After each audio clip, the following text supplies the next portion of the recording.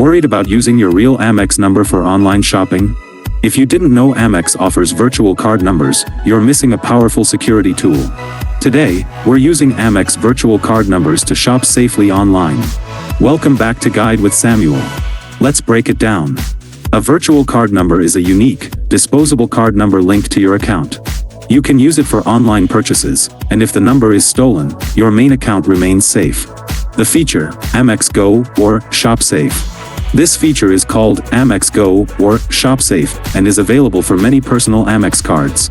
You can find it in your online account under Account Services or Card Management.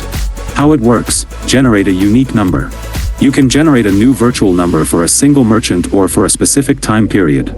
Set a spending limit and expiration date for the virtual number, then use it just like your regular card number for online checkouts. And that leads to my crucial pro tip: use virtual numbers for free trials and sketchy sites.